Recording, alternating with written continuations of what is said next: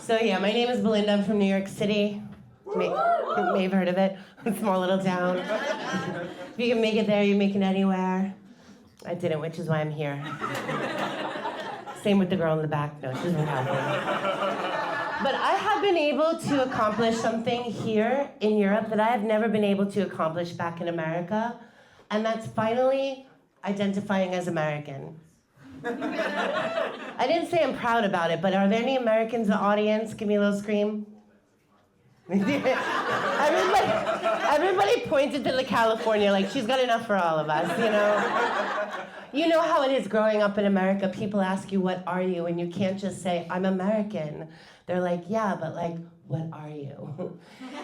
And because my mom was born in the Philippines and my dad is first generation from Italy, I was going around America as if I'm half Asian with big tits and half Italian and can't cook. This guy literally checked my tits just to be sure. He's like, I've seen bigger. And you know, the only time I've had some, now that I'm in Europe, people ask me what I am. I say that I'm American, 0 follow-up questions. Sometimes they don't even ask me in the first place. It's that obvious, you know? It's like, yeah, I'm loud. Yeah, I'm fat. Yeah, I pay 10 euros for a caramel macchiato double web. No, I'm not going to attempt to learn your language. So yeah, the only time like traveling around Europe doing comedy that I had a little bit of trouble was in Italy, because my full name is Belinda Michelle Cirillo Filippelli. Filippelli! Yeah, it's cuter in European. And you know, so I would be, when I was in Italy, people would see my names and they'd be like, oh, buongiorno, other Italian things. And I'd be like, oh, I'm sorry, I'm just American.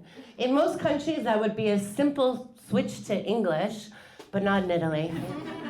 No, there's drama. They have to go through the 5 stages of grief in order to accept this information. Like, first it's denial, like, no, you must speak some Italian. And then I'm like, no, and then they get angry. Oh, your parents never taught you anything, that's a disgrace.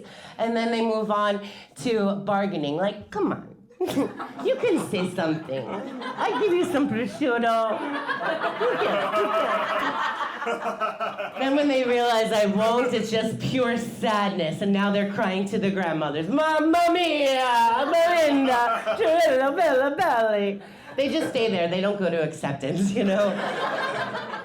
And last time I was in Italy, I wanted to get a really good sandwich. I was flying out that day, and I went into one of these delis that has like the meat hanging from the ceiling and like 3 counters of food. And I told the guy, I was like, listen, I would like a really fucking good sandwich.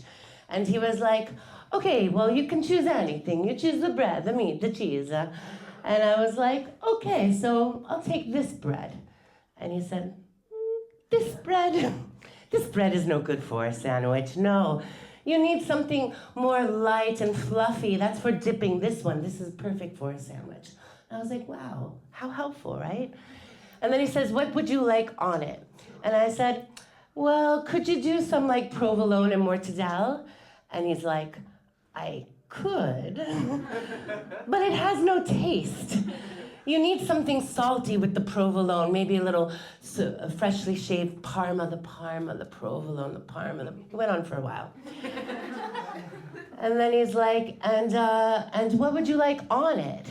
And now I know it's a fucking trick, you know? Like, I know that all of my answers are gonna be wrong, so I'm just taking a different approach. I'm like, can you put something nice on it? And this man looks me in the eye and he says, what do you think is nice? Like, fuck, you know, I'm from New York, we like mustard. So I was like, can you put some mustard on it? I'm like, no, some mayo? She's been to Italy. He's like, you want to put mayo on the Parma that's been aging my grandmother's cellar for 26 months? No. And he takes out this jar of artichoke hearts, you know? And it's soaking in olive oil. And he puts it on the sandwich with some balsamic vinegar and some salt and pepper. And you know what? That was a really fucking good sandwich. which is what I asked him for in the first place.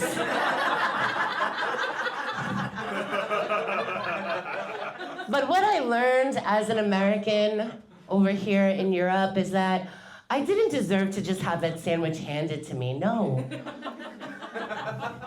I needed to be humiliated.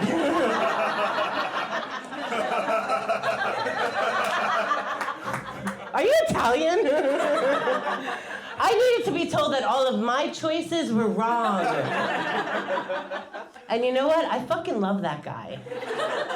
Because there's nothing that makes me feel more American than looking like a total fucking idiot in another country. So, thank you very much.